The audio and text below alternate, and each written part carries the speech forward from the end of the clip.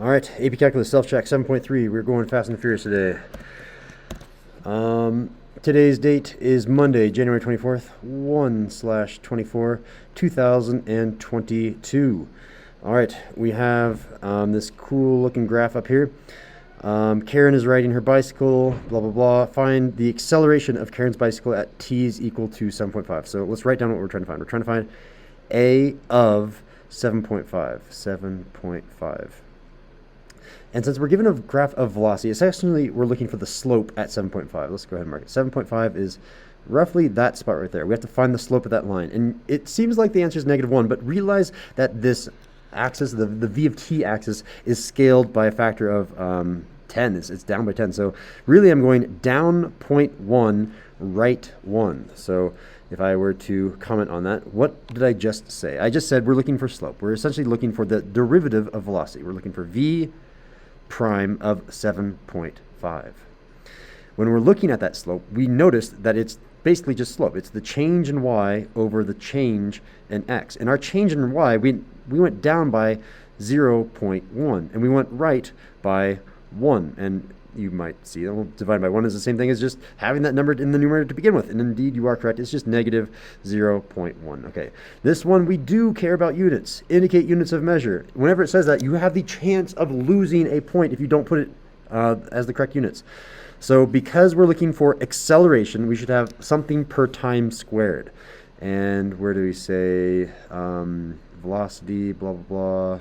Velocity in miles per minute. So essentially it's going to turn into miles per minute squared. This is going to be miles per minute squared. Or if you could say miles per minute per minute. It's not as common to say that. I just personally prefer miles per minute squared. Cool. And I should, grab a red box and say, yeah, cool. That's that answer. I'll do points at the very end once I get through all of the parts. Using the correct units, explain the meaning of this integral with absolute value of v. And whenever you have that, that should be total distance traveled. So let's come down here and say that, I'll rewrite the integral. I'll come here and say that this integral from 0 to 12 of the absolute value of v of t and absolute value dt, and I can come back here to type, means the total distance traveled. And then you have to be careful here. Now you want to add all of your units, right? So you say in miles, and then between 0 and 12 minutes. 0 and 12 minutes. Done. Okay. And did I have to go to a second line there? Could I have zoomed out? Can I? Actually, I can move this down to this line because I don't think we need too much room down here. So throw that there, grab this right there. Good enough. All right. Then the second part. Find the value of this thing. And now we just have to do some graphical or some geography. What did I say? Geography? Geometry. Finding area of shapes. So the total distance traveled, you have to treat this triangle as, I did not lag. I did lag there. It wasn't me. So this triangle is positive. So essentially just treat it as if it was positive. We have a triangle that has a base of 2 down here, a height of 0.2. When you multiply those together, you get 0.4, and then half of that is 0.2. So this area here is just 0.2. This triangle looks to be the same shape, so I'm just going to call it 0.2 as well. We have no area right there, and then we have to calculate all of this area as well. Again, we're doing it between 0 and 12, so it does end at this spot right here.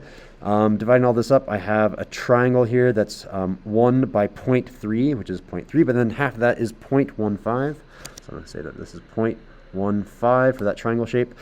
It looks like I have this rectangle, which is 1 by 3. 1 times 3 is 3. I have this triangle up here, which is 1 by 0.1, which is 0.1, but then half of that is 0.05. 0.05 for that area. Then I have this giant rectangle shape here, which is 1, 2, 3, 4 by 0.2, which is 0.8. 0.8. And then this triangle looks like it's half of that triangle, so I'm just going to call it 0.1. That's going to be 0.1. Again, whenever you see things that are very similar, go ahead and just use that logic. It'll be faster. Then I'm going to add those all together. You should get 1.8. So if we come over here, we can say that this integral between 0 and 12, where we made that bottom triangle a positive because we took the absolute value with respect to time, dt, That was 1.8. And again, because we're taking the antiderivative of velocity, this is position. So this is just distance. Distance is miles. So I'm just going to say 1.8 miles. And if you want to abbreviate, you can just say mi. But I'm going to say miles because I want to. I don't know why I'm using that rectangle. I can go ahead and use that rectangle. Be nice and cool. Moving on to part C. Shortly after leaving home, she realizes left her calculus homework. That's why she went back home. Okay, that makes more sense. That's why we have this period where she's going back home, probably searching for her calculus homework where she's not moving. At what time does she turn around to go back home? Give a reason for your answer. All right, so if you come back up here to this graph, so she's moving forward, and then she's slowing down, but she's still moving forward. I have a positive velocity. It's above the t-axis.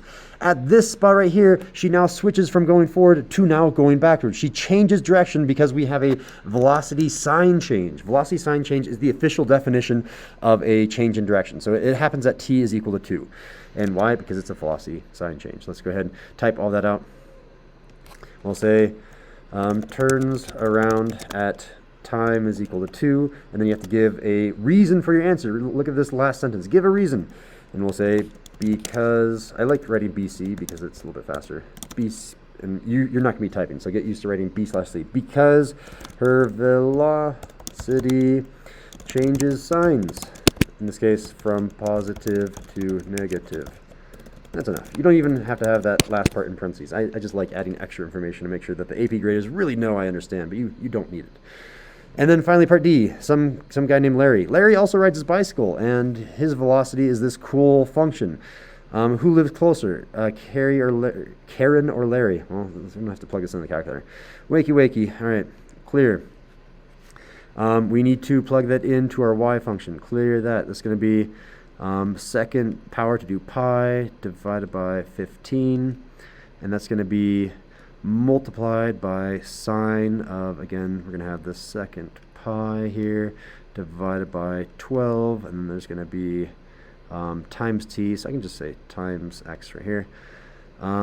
Good enough. Okay, I have that formula. I'm going to make sure that do I need a window in this?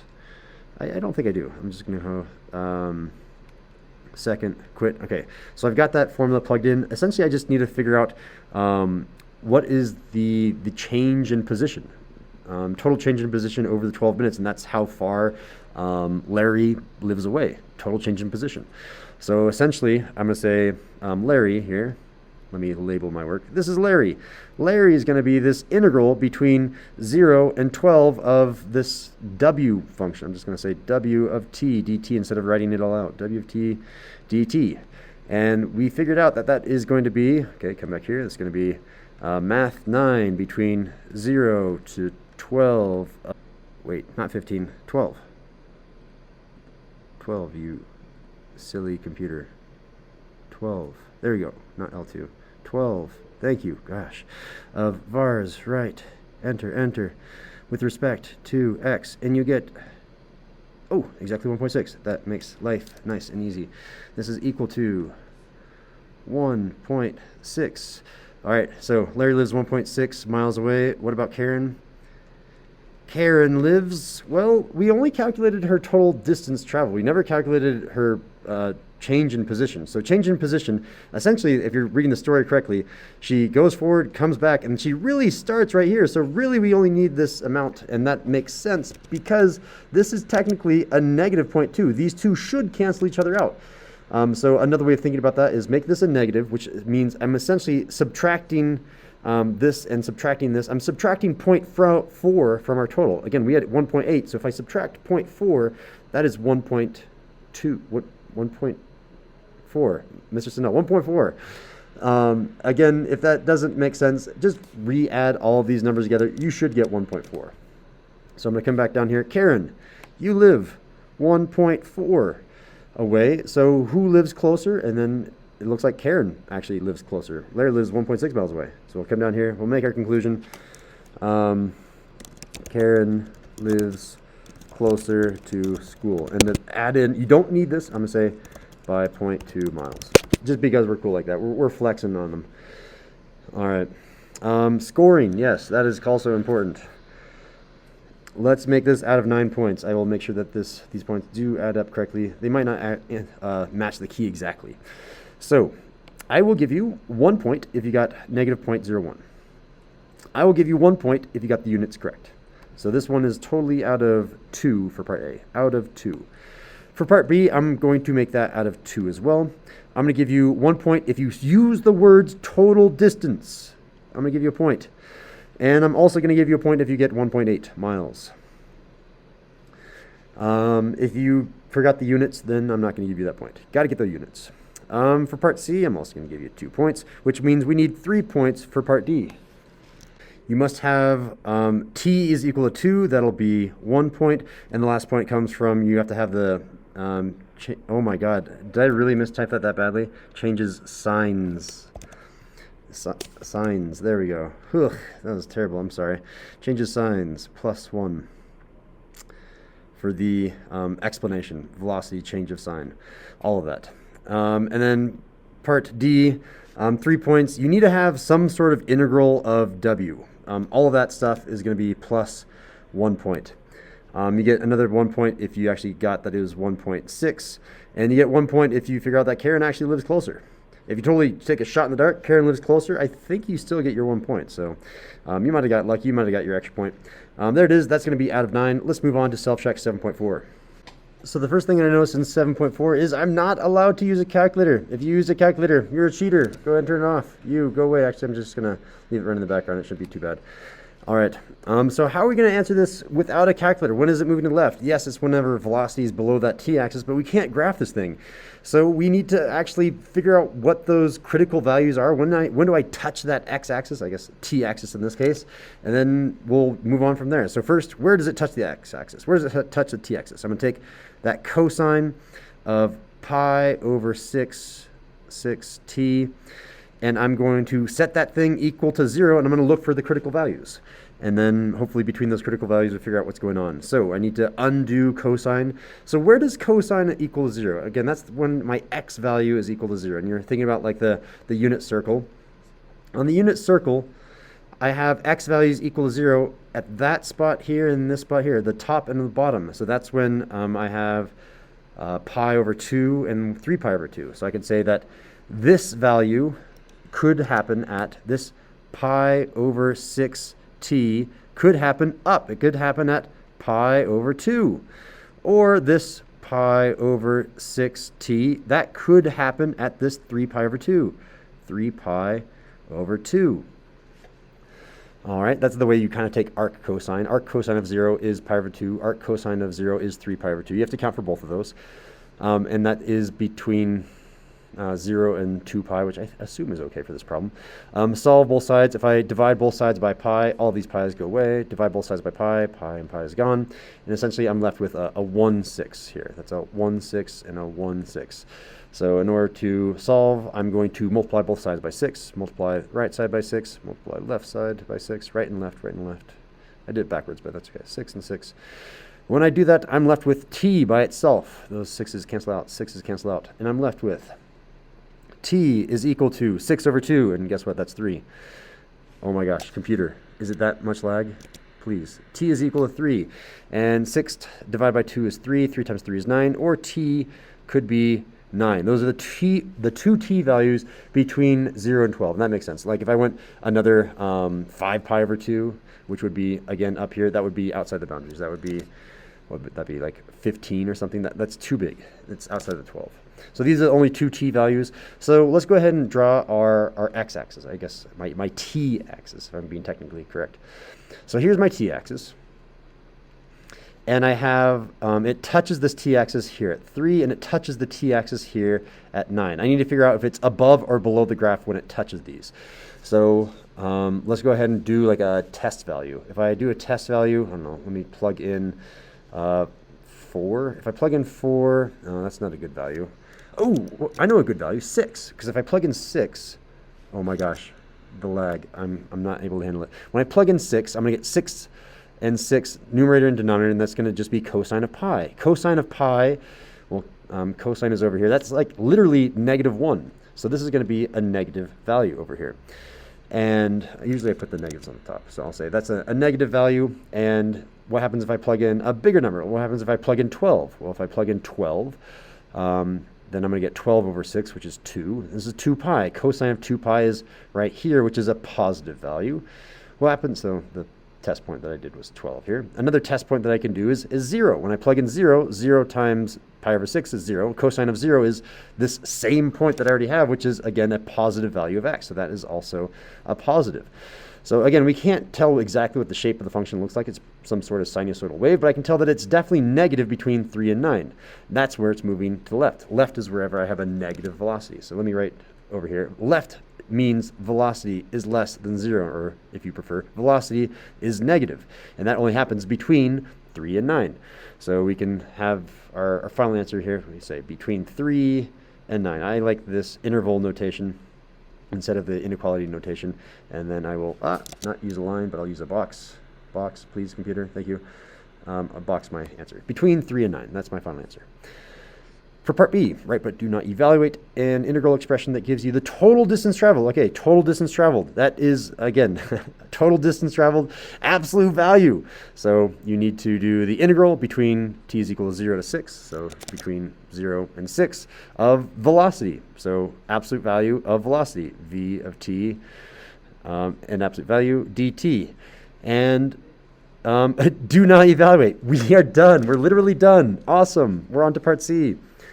Find the acceleration of the particle. Ooh, this is going to be a much harder problem. Oh boy, without a calculator.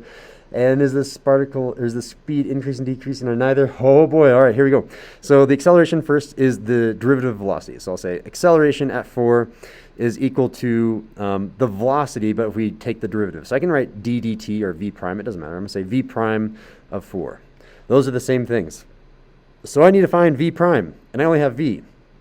So what's v prime of t? Well, I'm going to come back up here. V of t is this thing. I'm going to take the derivative. The derivative of cosine is changed. So it's going to change to a negative, right? This is going to change into a negative. I still have that pi. Oh, sorry, I'm pulling out the pi over 6 to begin with. Hopefully, maybe you're not following that. I'll go ahead and go nice and slow. It's negative sine of the same inner pi over 6t. And then I need to multiply by the dinner. The dinner is the derivative of pi over 6t, which is just pi over 6. So times this pi over 6. I now have the derivative. And I need to plug in 4.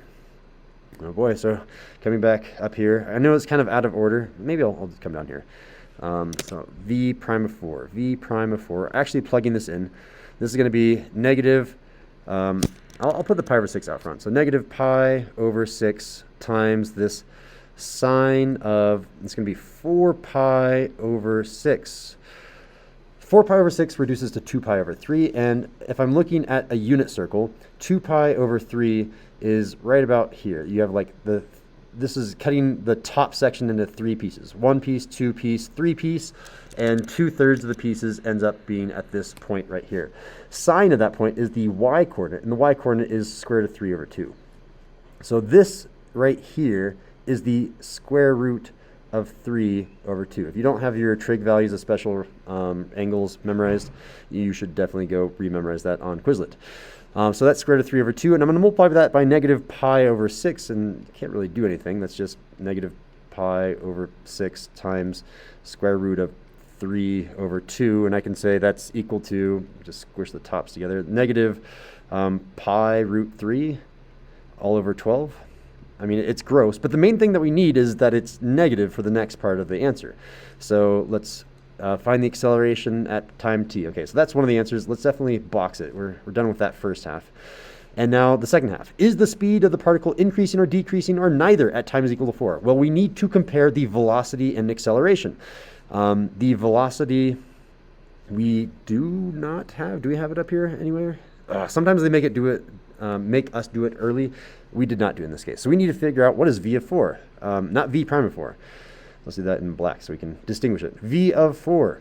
Well, that's just going to be cosine of start my parentheses. Cosine of pi over 6 times 4, or 4 pi over 6, or 2 pi over 3. Again, it's the same spot, but now I'm doing cosine. I'm doing the x-coordinate. The x-coordinate here is negative 1/2. This distance right here is negative 1/2. So I'm going to say that is equal to negative 1/2. And hey, look, they're both negative. Both velocity and acceleration are negative, and therefore we can make our final conclusion. We can say the speed of the particle is increasing because, did I spell that right? Because v of 4 and a of 4 have the same sign. They're both negative. And I've showed that work, so I can make that correct conclusion. Nice. All right, let's move on to part D. Find the position at time is equal to 4. Well, that's almost the same, but it's a little bit different. So we need start plus change is equal to end, because we're looking for end position. So we're doing, I want to change back to blue. We're doing start plus change is equal to end. I never paid attention. What was our start value and our start time? It says our start position is -2 and our start time is 0. Usually the start time is always going to be 0, but it's always nice to double check that is the lower bound of our integral. All right, so I'm going to have our start position down here is -2. We just discovered that. It's going to be -2 plus this integral. Our lower bound is 0 for the start time. Our end time, it tells us right here, is 4. Our end time is 4 for velocity. And we have to do this by hand, so we might as well write out what velocity is. That's going to be cosine of pi over 6t. Lag. I swear it's lag. And then I guess I'll put a dt. I'm being formal. It's a free response question. Figure out what that is, add it with a -2, and we're done. All right, we're getting close, boys, girls, all of you guys, and girls. The thing about this one is we have to pay our tax person because the derivative of our inner here is pi over 6. So let's go ahead and start. Our u is our pi over 6t. That's a t, not a plus sign. Our tax person, there is no tax person, so I'll just say a 1. And then our u prime is pi over 6. Pi over 6. And we're going to divide this. We have nested fractions, so I'm going to keep it, change it, flip it. I'm going to keep it, change it, flip it to a 6 over pi, and that's just equal to 6 over pi, which means I'm ready to take the antiderivative now. This is going to be 6 over pi, and then I'm going to actually take the antiderivative. No, I'm not. I'm going to slow down because I'm going too fast. 0 to 4 of cosine of pi over 6t. Okay, I have now paid the tax person by adding this 6 over pi. Now I'm going to take the antiderivative. Anti-change means same, so it's going to be the same sign. This is going to be the same sign of positive 6 over pi. And then cosine changes to sine, and it still has the same inner of pi over 6t. And that's going to be evaluation bar. Come on, computer. Evaluation bar between 0 and 4. All right, that's still a little bit tricky to find. So when we plug in 4, what happens? When I plug in 4, let's do a different color down here. This is going to be, by the way, this 6 over pi I'm going to leave factored out. 6 over pi, that's going to be factored out, and I'm going to deal with all this inside stuff. So I'm going to have sine of 4 pi over 6. 4 pi over 6. And then I'm going to subtract what happens when I do sine of, in parentheses, I'm going to plug in a 0. When I plug in 0, it's going to be 0, because 0 times anything is 0. And then I gotta simplify this. Well, sine of 0 is 0. It's something that we should have memorized, hopefully. Sine of 0 is just 0, so I didn't really need to do it. I do need to do sine of 4 pi over 6, and hey, we've already done that. That's sine of 2 pi over 3. 2 pi over 3 is that spot up here, and we already know what sine of that value is. Sine of 2 pi over 3 is the square root of 3 over 2. So I come back down here and say, this is just, I'm running out of room, the square root of 3 over 2. And I need to multiply that by my 6 over pi. That was in green, my 6 over pi. When I multiply those two things together, I get, I'm feeling colorful, let's switch back to blue. I get 6 and 2 cross-canceled to just be 3. I get 3 root 3, all of this divided by pi. And I think that's as far as I can go. What was the original question? Oh yeah, find the end position. So there is the change. All we've done is calculate the change. So this thing right here, this whole integral is just 3 root 3 over pi. The thing is, we need to do start plus change is equal to end. So my final answer is that thing minus 2. So my final answer here is 3 root 3 over pi minus 2. And I could get like fractions and combine that, but it doesn't tell me to, so I'm just going to, leave it like that. Whew. All right. And there is my final answer. Oh my God. All right, we're done with self-check 7.4 finally. What do we do for the scoring of this? I want to make it out of 9 points, and it looks like my old answer key is still out of 9 points, so I'm just going to follow that. My old answer key states that I'm going to get 1 point if I even considered setting this thing equal to 0, considered looking for, it is critical values because this is f prime. V is the same thing as f prime. So plus 1 point if you're considering looking for your critical values, and then plus another point if you actually got the right answer. That was a total of 2 points. For part number B, it's only 1 point. It was really easy, right? If you got all of that correct, if you got all of this stuff correct, that's plus 1. For part C, this one's going to be out of 3 points. So out of 3. And where those 3 points come from? You get 1 point if you got this answer right here. That's going to be plus 1. You get 1 point if you say that the speed is increasing. Shoink right there. That's plus 1 point. And 1 point if you have the explanation. So because blah, blah, blah, blah, blah, all that stuff, that's another plus 1 point. And finally, for part D, and oh, by the way, I should mention that if you totally took a guess and you just said increasing and because of this, this is a definition that you've memorized even without doing any of this math, no math at all, you could have gotten 2 out of 3 points. That's pretty cool, huh? For part D, this is going to be out of 3 points in order to add up to 9. Let me check that. 3 plus 3, 6, 7, 8, 9. Cool. It adds up to 9. Where do those 3 points come from? The first point comes from, do you consider the initial condition? That's just plus 1 point. Isn't that crazy for that? If you write a -2 anywhere on your paper, you got 1 point. You get another point if you, I'm looking here, definitely if you get the answer, that's definitely 1 point. Where is this other 1 point coming from? It looks like if you are taking the antiderivative. So if you got the antiderivative, if you got up to this point, where did we take the antiderivative? We took the antiderivative right here. If you get up to the antiderivative point, that's your checkpoint, that's your plus 1.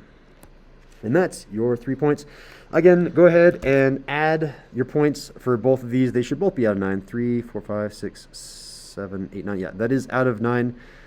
And that concludes our self-check, 7.3 and 7.4.